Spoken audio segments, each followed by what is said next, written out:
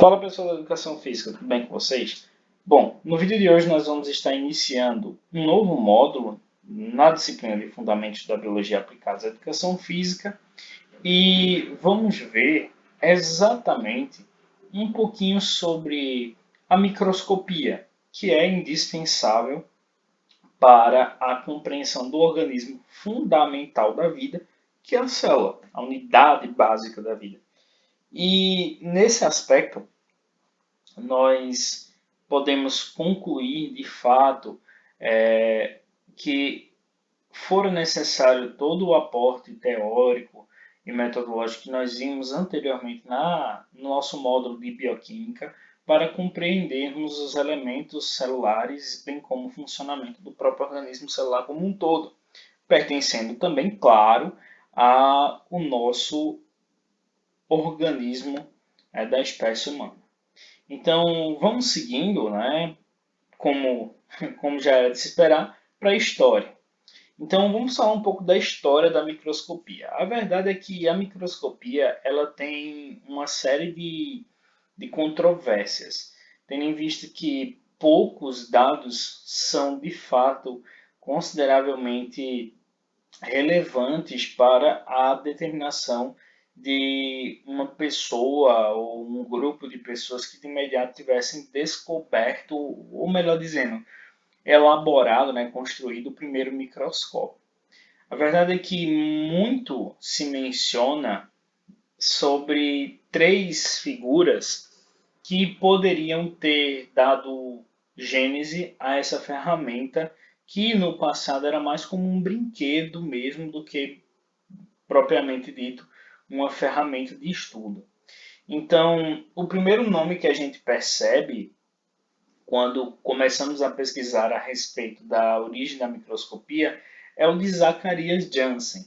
Ele que, junto a seu pai, Hans Janssen e Zacharias Janssen, passaram a assumir, né, o trabalho, o serviço em uma ótica, mas com o passar do tempo, mas que inicialmente trabalhavam como mascates. E Zacarias, em sua curiosidade, né, ainda muito novo, começou a fazer uso das lentes que eram sobressalentes para construir um mecanismo que ampliava a visão, né, do próprio. Então ele colocava uma lente no início de um tubo metálico, com outra lá no final do tubo e percebia exatamente o que? Exatamente a aproximação da figura qual ele apontava aquela espécie de luneta, microluneta, né? E esse poder de ampliação do microscópio antigo não passava nem de 9 vezes de zoom. Logo, um próprio zoom de celular já é bem mais efetivo do que essa ferramenta, vamos dizer assim, potencialmente fraca comparada aos microscópios de hoje em dia. Mas a discussão começa a ficar mais interessante quando entra esta figura aqui. Hans Lippershey, embora tenha o mesmo nome do pai de Zacarias, né? Ambos sejam Hans, mas Lippershey, ele foi um dos grandes pesquisadores que se utilizavam de lentes e em um tempo muito próximo ao de Zacarias, ele também fez uso das lentes para ampliar imagens que não eram possivelmente vistas a olho nu.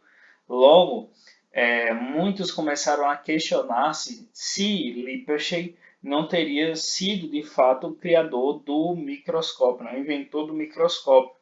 E em contrapartida, para embananar ainda mais o juízo da gente, nós temos o caso de Galileu Galilei, que trabalhava já com lentes, né? Já trabalhava com a aproximação de figuras astrais, né? Ele trabalhava com a astronomia, ele que foi dado como descobridor do telescópio, aliás, não como descobridor, mas um dos pesquisadores que mais se utilizou deste instrumento para suas pesquisas e para obter os seus achados.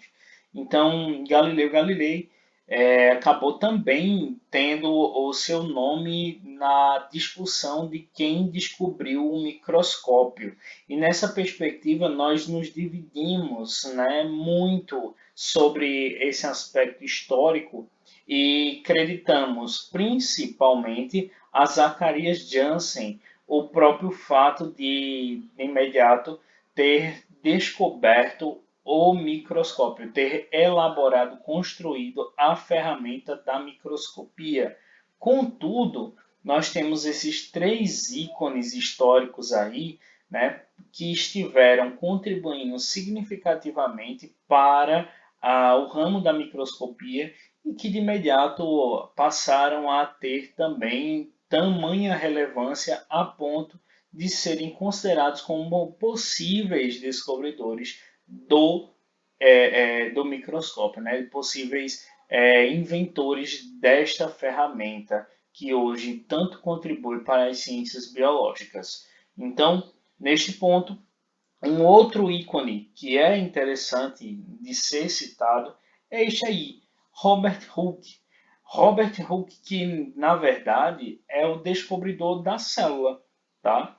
Ele foi contratado pela comunidade científica para aprimorar a ferramenta em questão e de imediato recebeu uma certa quantia para fazer esse aprimoramento.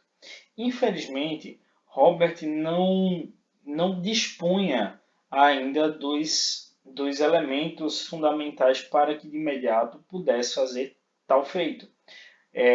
Robert ele tinha contribuído muito para a física, para a química, para a biologia, tendo em vista que ele atuava em múltiplas áreas, inclusive na filosofia. Mas existe um momento em que Robert se viu incapaz de aprimorar de fato o microscópio, porque por mais que seus esforços fossem nobres e seus estudos fossem significativos, mas uma melhoria num potencial absurdo, num grau legal, que de fato pudesse dar origem a uma ferramenta de microscopia propriamente dita, que fosse relevante para a construção de conhecimento acerca da microbiologia, né, a parte de micróbios, seja eles bactérias, protozoários e por aí vai, não estava longe daquilo que Robert Hooke acabara de encontrar barra desenvolver. Foi necessário que um pobre rapaz que de imediato estava desenvolvendo bem longe dali o seu próprio microscópio caseiro, né? Ele que tinha vontade de ser cientista, de ser descobridor, de ter um microscópio, porque todo mundo tinha um microscópio, mas ele não. O nosso querido amigo Anthony von Leeuwenhoek começou a desenvolver um microscópio um pouco não tão ortodoxo, digamos assim. Este era o microscópio de nosso querido Leeuwenhoek. Né? Leeuwenhoek começou a desenvolver essa plaquinha de metal, onde alguns, como se fossem parafusos, né, estariam alicerçando a placa e lá na pontinha, né, nós podemos perceber no meio da placa, né, um pouquinho mais acima, uma circunferência onde estão numerados, onde está numerado com o número 3 ali, na versão lateral do microscópio. E esse número 3 representa uma lente que dava, né, conferia a Leeuwenhoek uma aproximação de 300 vezes na imagem. Então, enquanto o microscópio que era utilizado por Robert Hooke aproximava no máximo 9 vezes, aqui este aparato não tão bonito, vamos dizer assim, nem tão aparentemente eficaz quanto os demais, aproximava a imagem 300 vezes. E isso foi um marco muito importante, porque foi a partir disso aí que nosso estudioso, né, nosso cientista, nosso inventor, Leeuwenhoek, entrou em contato com Robert Hooke e solicitou assim, a ele a entrada no meio científico e forneceu a ele as informações necessárias para aprimoramento do microscópio. Foi também com esse instrumento que, olhando os próprios dentes e os dentes dos demais, que Leeuwenhoek descobriu os micro-organismos, tá? Os micróbios. Então, ele passou a compreender, a partir desse instrumento, que existiam organismos celulares minúsculos que habitavam os dentes do pessoal que não costumava escová-los, né? Na época não tinha essa higiene pessoal ainda estabelecida na sociedade. Então, Leeuwenhoek acabara de encontrar as bactérias, que na época ele chamou de animáculos, ok? Além disso, o microscópio foi sendo aprimorado e foi nessa versão que acredita-se, né, que o nosso paralelo na história, né, Robert Hooke, tenha descoberto as células quando fatiou uma rolha de cortiça, né, material de restos de madeira, né, cortiça, e conseguiu vislumbrar pequenos quadradinhos onde ele pôde identificar como se fosse um espaço vazio, semelhantemente aos quartos dos monges, que na época eram chamados de celas. Então, o diminutivo de célula, na linguagem deles, célula.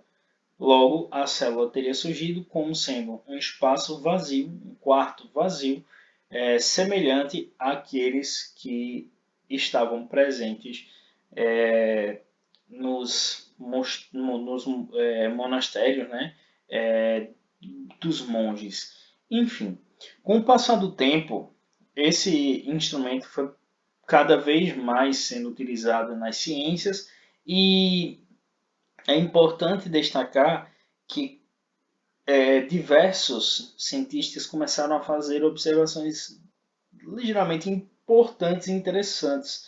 Por exemplo, os nobres Theodor Schumann, aliás, é Matthias Lenden esse aí, Matthias Lenden e Theodor Schumann começaram a identificar em organismos distintos a presença dos mesmos itens, que no caso seriam as células. Ou seja, enquanto Slenden, que é esse mais embaixo, ele identificou que todo organismo vegetal era constituído por células, o nosso Theodor Schumann, o cara mais acima, descobriu que todos os organismos animais apresentavam também as células. Foi aí que, unificando as suas ideias, Matthias Lenden e Theodor Schumann elaboraram a teoria celular, que é aceita até hoje e diz que nenhum organismo pode ser considerado vivo se não for dotado de uma ou mais células, tá bom? Então, todo organismo é considerado vivo porque apresenta células em sua constituição fundamental da vida, ok? Então, a partir daí, o microscópio vai ganhando seu espaço e se desenvolve como sendo uma ferramenta hoje tão utilizada no cenário científico da atualidade. E esse microscópio foi sendo aprimorado, aprimorado, aprimorado e ganhando um potencial de imersão na microscopia cada vez maior. É o que nós percebemos ao analisarmos as imagens da direita, onde nós claramente vemos a escala em nanômetro, né?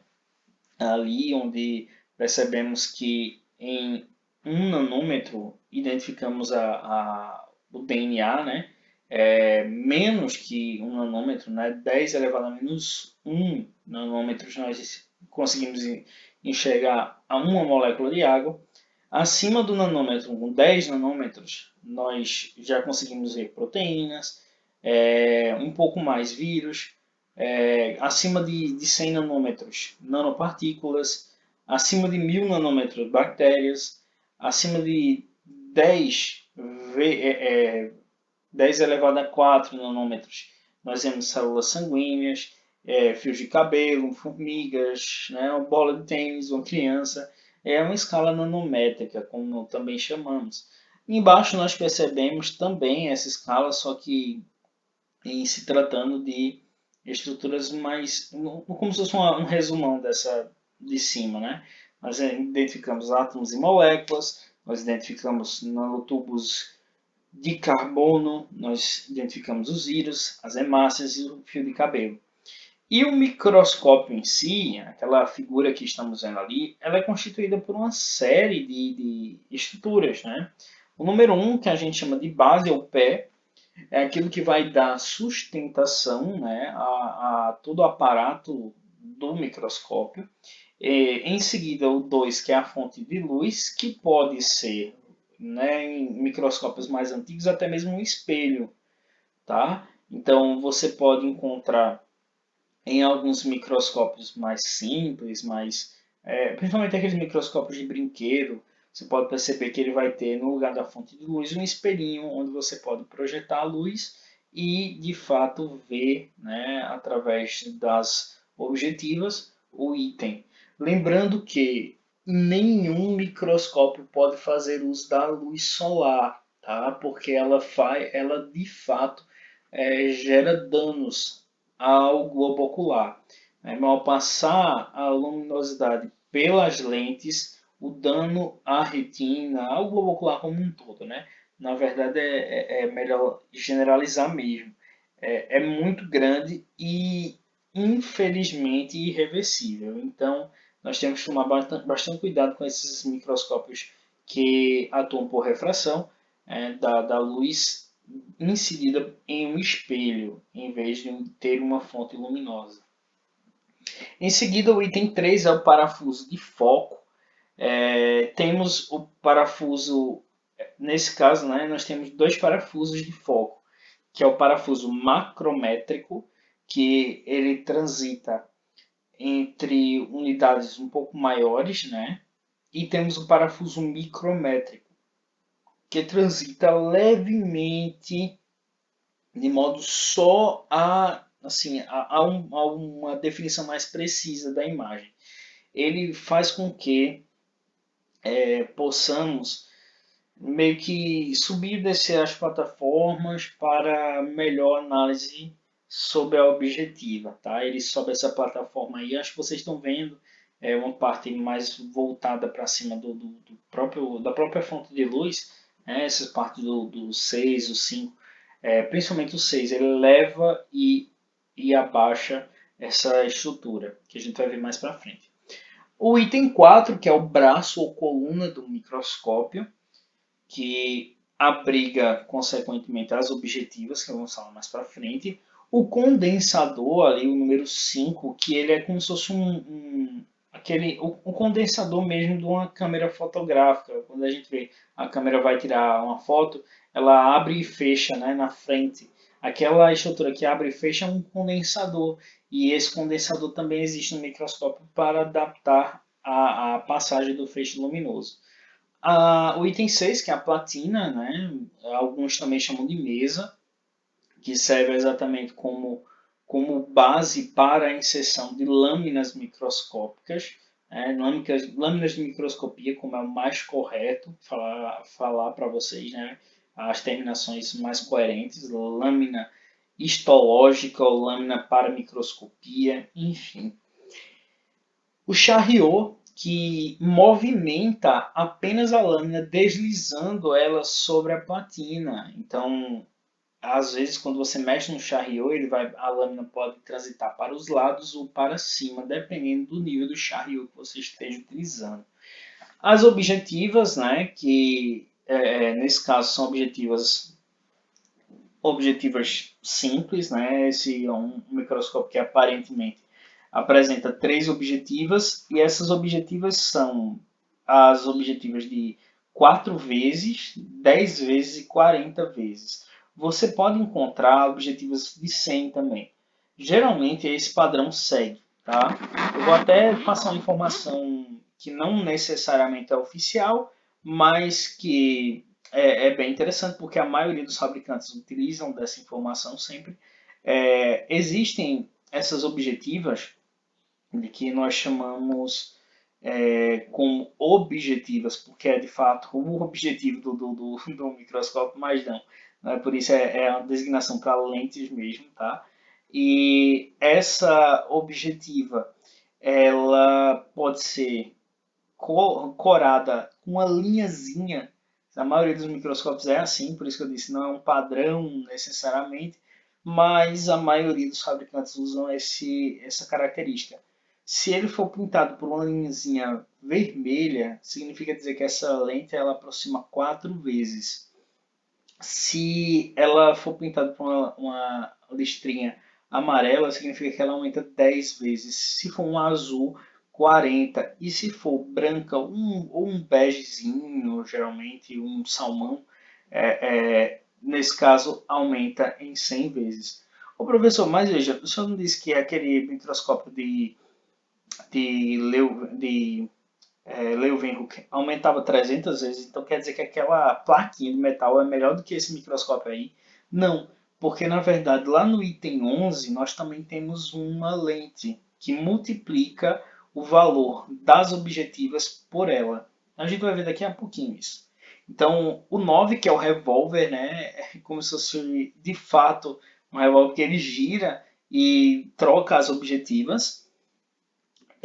O canhão, que às vezes pode existir de uma forma mais central, né, pegando de cima para baixo, pode estar assim um pouquinho do lado, pode estar um pouquinho para frente. E, claro, eu estou analisando um microscópio óptico, tá?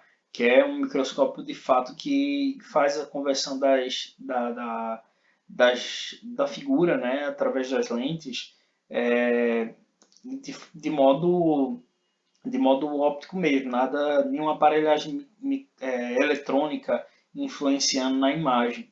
E isso nós vamos ver mais para frente. E por fim, a ocular, que essa ocular, muitas vezes também a gente pode mudar. Geralmente ela vem com um padrão que é de 10 vezes. Então, por exemplo, se eu pego a objetiva mais simples, que é aquela de 4 vezes, e coloco na objetiva ocular de 10, então automaticamente 4 na objetiva que está lá embaixo, né, no revólver, com 10 da ocular, 4 vezes 10, 40 vezes. Essa é a aproximação mais boba, mais simples, mais assim, de menor impacto desse microscópio. Nós podemos também usar a objetiva de 10 vezes e a ocular de 10. Então, automaticamente, eu estou gerando um aumento de 100 vezes. Eu sempre multiplico, tá? Posso usar a ocular, por exemplo, de 100, que aí eu preciso de um óleo de imersão, que a gente vai falar sobre isso também. E aí, de 100 vezes com vezes 10, né, da ocular, então aí nós temos uma aproximação de 1000. Esse microscópio aí, se ele só tiver 3 lentes mesmo, embora eu esteja achando que aquela ali que está voltada à platina é uma objetiva de imersão, então é uma objetiva de 100 vezes, eu poderia me arriscar até a dizer que ele no máximo aproxima a imagem 400 vezes, tá? Embora você pode mudar a ocular também. Existe alguns microscópios que a gente troca a ocular. Por exemplo, lá no laboratório a gente utiliza oculares de 16 vezes e de 20 vezes, o que altera consideravelmente a configuração do microscópio. Tá? Bom, a seguir eu convido vocês a identificar a diferença entre o microscópio óptico e o microscópio eletrônico, tá? Percebam que nessa imagem do meio, né, onde nós temos o olhinho ali, incidido na lente ocular, a fonte de luz projeta um feixe luminoso que passa pela lente condensadora e meio que ele fecha no material biológico. Percebem que aqui nós temos um fechamento, né,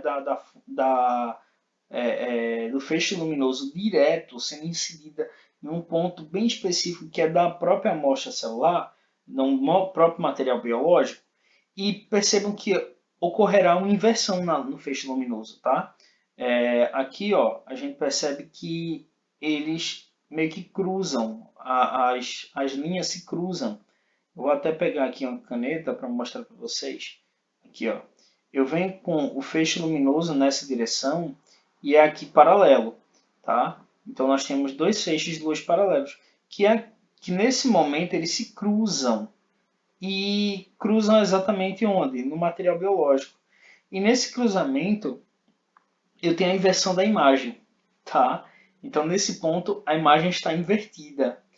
Bate nessa lente aqui, ó, que é uma objetiva e automaticamente inverte novamente, tá? Então veja, imagine que eu esteja com a imagem aqui de boa, mas agora eu acabei de invertê-la, então agora está de cabeça para baixo, tá? Só que aqui eu inverti novamente, então ela volta ao normal. E aqui em cima, na lente ocular, eu inverto mais uma vez. Então, ou seja, tudo que a gente vê no microscópio, a gente vê de cabeça para baixo, a gente vê invertido, tá? Isso é bem legal, uma curiosidade bacana. E tanto é que a gente faz, as primeiras lâminas que a gente faz no laboratório escolar, o laboratório, até mesmo de ensino superior, é a lâmina da prática F, que é muito bacana, que a gente desenha um F no papel e monta uma lâmina com esse F e percebe que o F vai sempre ser visto de cabeça para baixo. Já aqui, né, nesse outro microscópio, que é um microscópio eletrônico, o olho está num local completamente diferente do feixe luminoso.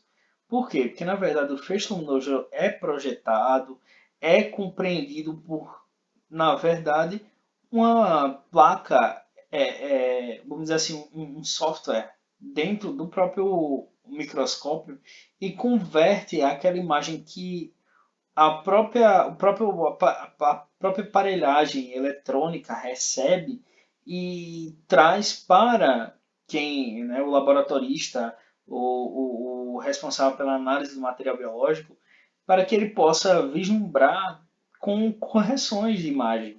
Então, acaba sendo mais legal, né, mais poderoso o microscópio eletrônico. São poucos os laboratórios que de fato têm esse microscópio, mas eu achei bem bacana trazer aqui porque ele é de fato o aparato de pesquisa que mais se nos apresenta como relevante nas pesquisas mais modernas, vamos dizer assim, na microscopia, tá bom? Então hoje o microscópio eletrônico ele é fundamental para se desvendar um pouco mais sobre a biologia celular. Já aqui na imagem da esquerda, né, nós temos três microscópios, um com apenas um canhão, né, e na ponta do canhão uma lente objetiva, uma objetivo ocular, né, um ocular, uma lente ocular, tudo faz. E nós chamamos ele, por tal motivo, de microscópio óptico monocular. Já o segundo apresenta entrada para os dois olhinhos seus, então ele é um binocular. E o último, ele tem um ou outro. Geralmente esse de cima é removível para se colocar uma câmera. Acontece em alguns modelos, né, de microscópio. E inclusive nós temos desse na faculdade, nós fazemos uso dele, né, e projetamos a imagem numa TV para que fique mais fácil da gente fazer a análise do próprio material. E nesse aspecto, nós chamamos ele de trinocular, certo? E ali nós temos a capacidade microscópica sendo evidenciada. O olho humano ele consegue enxergar até o nanômetro, mas até imagens de 100 nanômetros. Enquanto o microscópio óptico pega imagens de 1 milímetro a 10 nanômetros, tá? Micrômetros, né? Micrômetros e nanômetros, desculpa. O olho humano pega de até 100 micrômetros, perdão. E o microscópio óptico ele pega de 1 milímetro a 10 nanômetros, a quase 10 nanômetros. E o microscópio eletrônico ele pega de 1 nanômetro até os angstroms. Ok? Então, coloração. Nós podemos analisar em microscópio células sem coloração. Essa sem coloração que eu estou falando não são essas verdes ou essas rosadas aí, essas roxinhas. Eu estou falando dessas centrais mesmo, da gente não percebe nenhum elemento dentro da célula. Eu não consigo identificar o núcleo, eu não consigo identificar as organelas, eu não consigo identificar nada. Mas eu percebo que ela é uma célula porque eu vejo um contorno. Esse contorno provavelmente é da parede celular, tá? Essas são células vegetais, e a gente percebe pelo formato, percebe também porque ali acima tem algumas células esverdeadas, que provavelmente é pela alta concentração de cloroplastos, que apresentam um corante próprio, que é a clorofila, e por aí vai. Mas o que eu quero chamar a atenção de vocês aqui agora é que essas células, né, nenhuma célula na verdade, apresenta coloração. Elas são desprovidas de cores. E quando vamos fazer uma análise microscópica, né, uma análise histológica, é que de fato nós utilizamos de corantes para conferir a estas células cores e possivelmente poder analisá-las na microscopia. Então, às vezes, a gente pode fazer uma coloração fluorescente e outras nós podemos fazer uma coloração simples, né? Utilizando de corantes acidófilos ou basófilos, e a gente vai discutir isso mais para frente. Mas eu percebo que estamos chegando a uma parte bem bacana, que é exatamente da coloração, das técnicas e das colorações que possam ser empregadas para que eu possa analisar de fato em microscópio óptico ou eletrônico uma dada figura. Então, a monocromia ou a coloração monocrômica dá apenas uma única cor à amostra celular. É muito comum nós utilizarmos um método de bicromia, ou seja, uma técnica bicrômica, onde eu vou utilizar mais de um corante, porque nós temos vários elementos celulares que precisam ser corados de modos distintos para que eu possa reconhecê-los quando da análise da lâmina histológica. Então, digamos que eu vou analisar um tecido epitelial. Para corar o núcleo, eu tenho que usar um corante. Para corar o citoplasma, eu tenho que usar outro. Tá? E isso é legal porque a gente pode fazer uso de duas cores, a gente pode fazer uso de três cores, como é o caso da técnica tricrômica, né, ou coloração tricrômica. E esses corantes, eles se diferem justamente por serem acidófilos ou basófilos. E o legal é exatamente a afinidade que eles vão ter com outros materiais. Os corantes acidófilos, já o próprio nome já diz, né? A afinidade que ele tem é com ácidos, enquanto os corantes basófilos com bases, ou também chamados, né, por alguns, como substâncias alcalinas. Então, se por um acaso eu queira, né, corar uma dada estrutura mais de um pH mais ácido, então vou utilizar um tipo de corante. Já se for mais básico, outro tipo de corante. A gente vai comentar rapidamente uma das técnicas principais que se utilizam de um corante basófilo e de um corante acidófilo. Existem algumas técnicas bacanas, né, de montagem de lâminas, que é a montagem total, quando a gente pega a amostra e simplesmente insere ela na lâmina, sem fazer nenhum tratamento, sem fazer nenhum procedimento. A gente só pega a amostra e coloca. É muito comum em laboratório escolar com a elódia, né? Que ela é tão fininha, as folhas da elódia são tão fininhas que a gente pode simplesmente colocar ela na lâmina sem precisar fazer procedimento algum. Já a técnica do esfregaço, esse nome bem sugestivo, né? É, na verdade uma técnica para análise de sangue em lâmina histológica, né? Quando a gente quer fazer uma análise de sangue, eu vou mostrar essa técnica mais à frente para vocês entenderem melhor como é que funciona. Mas o esfregaço, também chamado de estiraço, ele é bem legal porque a gente espalha o sangue na superfície da lâmina histológica e pode fazer o procedimento de coloração para identificar a presença de leucócitos, né, de como é que está a própria estrutura morfológica da hemácia e por aí vai. Bom, o espalhamento, né, quando a gente de fato meio que de fato espalha, né, a amostra sobre uma superfície da lâmina, isso se dá em alguns casos quando nós estamos analisando uma partícula mais fluida. É comum fazer isso em laboratório escolar com mucosas, tá? A gente faz o espalhamento da mucosa.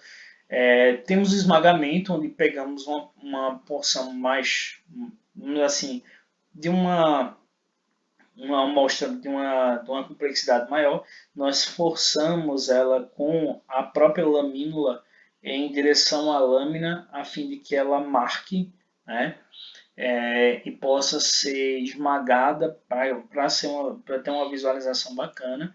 E também há aqueles esmagamentos que só marcam e eu retiro a amostra. Tá? É quando, por exemplo, eu estou corando o núcleo e eu quero só analisar um núcleo, não preciso usar autocorante, então eu posso forçar e aí ele faz só a marcação, fica aquele pontinho lá do núcleo marcado na lâmina, é o que a gente chama de decalque. Tá? E existe o corte histológico. O corte histológico tem todo um procedimento legal para ser feito, que eu vou mostrar mais para frente. Pensei que via agora, por isso que eu passei logo, mas só para mostrar a vocês alguns corantes ácidos, alguns corantes básicos, tá? Sempre que vocês escutarem hematoxilina, azoditoloidina e guinza, também azodometileno são corantes ácidos. Azodometileno que você pode encontrar em algumas farmácias, né? São bem legais. Outros corantes que você pode encontrar em farmácia e usar a nível do laboratório escolar ou a nível de experimentação simples são o próprio azodometileno, mas também o iodo, né, que na verdade é uma espécie de Lugol, que é um corante específico. Nós temos também a própria violeta genciana, né, que muitas meninas usam para pintar o cabelo, mas na verdade é um corante também a nível tecidual. Já os corantes básicos nós temos a eosina, o Orange G, como é aportuguesadamente falado, né? O pessoal esquece que já está falando orange, né? Ou orange, e é Orange G, e a fucsina ácida. E, por incrível que pareça, a fucsina ácida é um corante do tipo básico. Já o caso da HE. O que é HE? É uma técnica que nós utilizamos um corante ácido e um corante básico, a hematoxilina e a eosina. A hematoxilina é um corante básico, tá? Que de imediato vai se completar com a eosina, que é um corante ácido. Nós identificamos que a situação em questão diz muito a respeito dos tecidos. Por quê? Porque todas as partes que são essenciais de serem coradas a nível básico, eu vou utilizar a hematoxilina, enquanto todas as partes ácidas eu vou utilizar a eosina. E aparentemente fica bem fácil de destacar, através do método HE, as estruturas celulares presentes no tecido.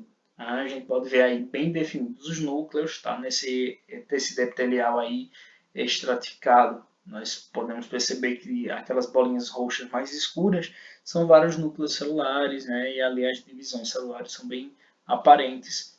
Eu gosto da técnica do HE. O HE ele mostra muitas informações a respeito da amostra histológica, e é um dos principais métodos de coloração de lâmina utilizados hoje. Né?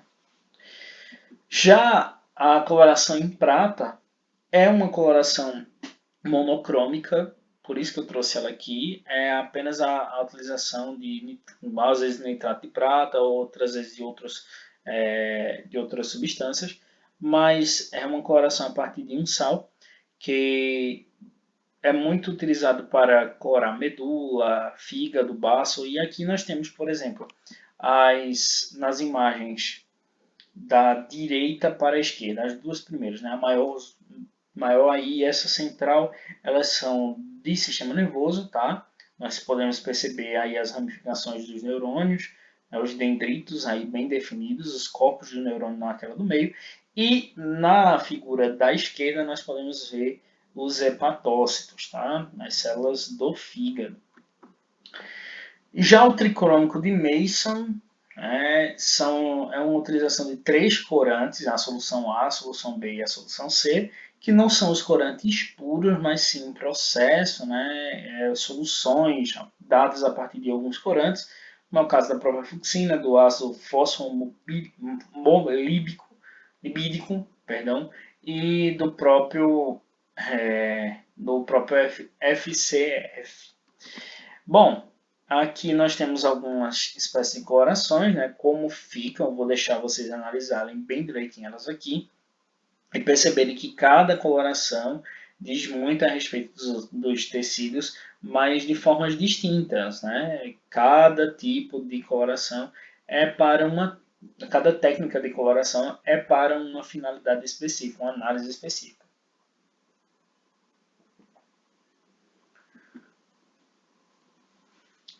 Fixadores. Vaporização, perfusão e imersão são técnicas para fixar aquele tecido na lâmina. A fixação é muito importante porque ela não só, como o próprio nome diz, permite que aquela amostra fique aderida àquela superfície que vai ser analisada, a lâmina microscópica, mas ela também dá capacidade de preservação, como é o caso dos fixadores como solução aquosa de formol, que geralmente é utilizada a 4 a 10%, mais precisamente a 10%, álcool a 70%, e o formol glicerinado, que muitas vezes é também utilizado a 4%. Tá? E outros fixadores, que são os aldeídos, os álcoois, os oxidantes, os mercuriais, os picratos, nós temos aí presença de vários tipos de fixadores com efeitos distintos, beleza? Isso preservará a amostra naquela lâmina em específico. E o processo que nós realizamos para, de fato, analisar o tecido quando da coleta histológica, na análise da amostra tecidual, que era isso que eu pensei que viria a seguir daquele ponto em diante, dada justamente pela coleta do tecido animal, nós fazemos a extração por uma biópsia ou por uma autópsia, ou às vezes até mesmo só por análise mesmo, querendo analisar. Nós fazemos o corte do tecido em pedaços robustos, tá? Não tão grandes, mas também não tão pequenos. Nós faremos a imersão desses pedaços num fixador, que geralmente, nesses casos aqui, é o formol. Posteriormente, nós fazemos um processo de desidratação, e esse processo de desidratação consiste em quê? Você coloca aquela amostra em álcool a 50%, depois a 60%, depois a 70%, 80%, 90% e a 100%, porque a gente tira a água e insere álcool. Algumas técnicas mais simples fazem uso de 3 graduações, por exemplo, 50%, 75% e 100%. Chamamos esse procedimento de graduação alcoólica, tá? Posteriormente, esse material que teve a água retirada e o álcool inserido passa pelo processo de parafinização. Essa parafinização consiste justamente na inclusão dela em parafina, ou em resina também, acontece da gente fazer o processo com resina. Mas geralmente a gente utiliza da parafina, a cera de vela, como vocês preferem chamar.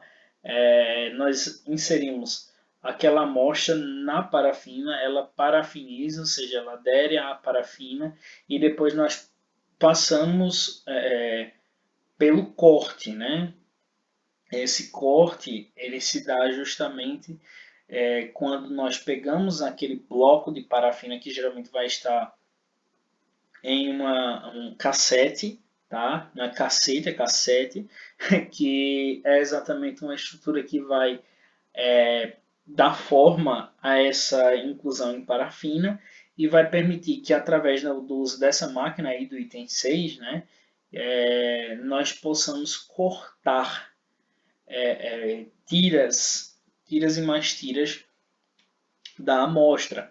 Essa máquina aí nós chamamos de micrótomo. Tá? O micrótomo tem uma lâmina ali parada, a amostra a gente vai girando como se fosse uma manivela e ela vai passando na lâmina várias e várias vezes, gerando como se fosse uma tirinha ali, ó, bem de fragmentos, né, onde eu vou quebrá-los depois para análise em lâmina, tá certo? Então, ali naquele ponto, a gente percebe que nós tivemos a obtenção de vários fragmentos, né, de vários cortes histológicos, melhor dizendo, e eles vão ser agora desparafinizados ou desparafinados. E é aí que entramos com a imagem da esquerda, onde percebemos a desparafinização ocorrendo em xileno, ou também chamado em xilol, que é um composto altamente perigoso, né, porque ele tem um potencial cancerígeno alto. E ao mergulhar essa amostra em xilol, nós tiramos completamente, removemos completamente a parafina. Posteriormente, pegamos aquela amostra e passamos em álcool, em graduações alcoólicas para reidratar, tá? Então, graduação alcoólica 100, aí nesse caso, né, está utilizando 100, 96, 80 e posteriormente em água destilada. Mas você pode não ter água destilada, você pode ter 175 e 50, pode ter 170 e 50, e tudo vai depender, né, da técnica que você está utilizando e da amostra que você quer. Então, posteriormente, após de passar pela hidratação, nós vamos para a coloração, né, e mergulhamos a amostra em hematoxilina, que é o caso aí, né, nós estamos utilizando o método HE. Então, em hematoxilina, depois passamos um pouquinho de água. Geralmente os laboratórios fazem uso de água corrente, então se tira da hematoxilina e se passa um pouquinho de água de torneira mesmo, tá? E posteriormente se mergulha na eosina durante um tempinho também, tira-se e coloca no etanol, que é para posteriormente ocorrer nova desidratação. Então a gente passa pela graduação alcoólica, por fim, por xilol, onde nós vamos depois pegar aquela lâmina e ter a inserção da lamínula para a montagem. Para tal, a gente utiliza geralmente uma substância de adesão, né, da lamínula à lâmina. Alguns, quando querem fazer lâminas, isso também depende, tá? Se eu for analisar sangue mesmo, eu não preciso de lamínula. Mas alguns, quando querem fazer uma lâmina mais descartável, digamos assim, utilizam-se de glicerina. Outros, quando querem fazer uma lâmina mais permanente, utilizam-se de outros materiais, como por exemplo até mesmo o bálsamo do Canadá, que é uma substância bem viscosa que nutre bem aí a amostra celular durante um período longo. E aí coloca-se a lamínula por cima, está pronto o material e aí passa para análise em microscópio. Geralmente o pessoal também usa a vedar, né, as laterais com base de unha, tá? É muito comum esmalte transparente, né? Base de unha. E sela a lateral ou veda a lateral para que o material não extravase, né? Não vaze ali da lamínula, entre a lâmina, e eu não perca a amostra. Os casos de esfregar sanguíneo, ou estirar sanguíneo, que a gente falou, os erros mais cometidos ali sendo apresentados e a versão correta aqui, né? A gente fura o dedinho do cabo, põe uma gotinha de sangue ali na lâmina, pega com outra lâmina, com a lamínula, encosta no sangue e estira, desliza ele para frente, para fazer esse tapete aí de sangue para que eu possa corar e posteriormente fazer a análise em microscópio. Bom, pessoal, é isso. Eu sei que é uma aula que deveria ser um pouco mais prática, acho para a gente entender, mas eu acho também que essa base, né, que a gente passa teórica e metodológica é interessante também, porque acaba subsidiando vocês dentro dos estudos, né, dentro da análise das técnicas de microscopia. No decorrer desse módulo, vamos estar focando mais na célula e nas suas funções, nas suas estruturas, reconhecendo cada porção dela e desenvolvendo o conteúdo de forma mais fidedigna, ok? Valeu, galera, um grande abraço, falou e até mais. Tchau, tchau.